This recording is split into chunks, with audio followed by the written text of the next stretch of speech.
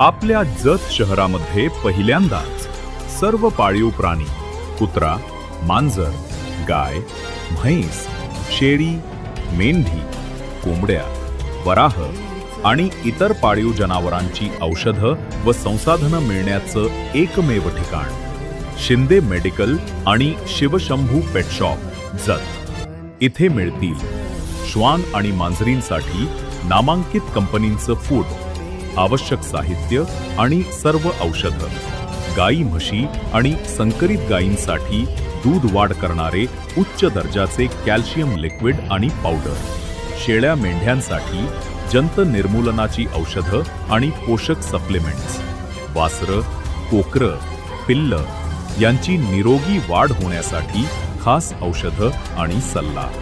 फक्त उत्पादनेच नाही तर मिळेल तज्ज्ञ मार्गदर्शनही, ज्यामुळे सर्व पाळीव प्राणी निरोगी राहतील, व्यावसायिक दृष्टीनं पशुपालन अधिक फायदेशीर होईल आणि शेतकऱ्यांना मिळेल अधिक नफा। तर लक्षात ठेवा, आपल्या सर्व प्राणी आणि पाळीव जनावरांसाठी एकच विश्वासार्ह नाव, शिंदे मेडिकल आणि शिवशंभू पेट शॉप जत।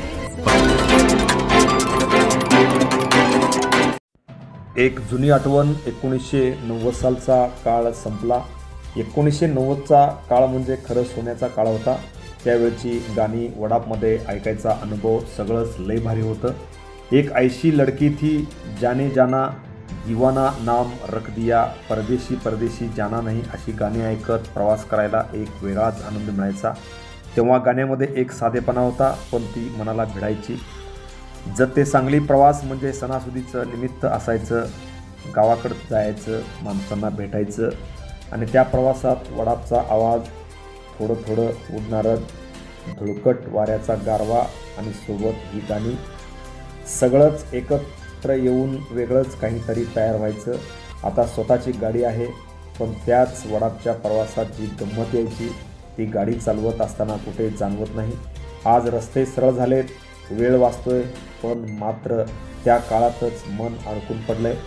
गाण्यांनी त्या काळातला परत जगायला लावतंय काम केलं, पण आता ती साथ पुन्हा कधीच ऐकू येणार नाही असं वाटतं। तेव्हा लोकांमध्ये जिव्हाळा होता आणि आता गाड्यामध्ये सोय आहे, पण प्रवासाला तेवढंच समाधान नाही। धन्यवाद। Press the bell icon on the YouTube app and never miss another update.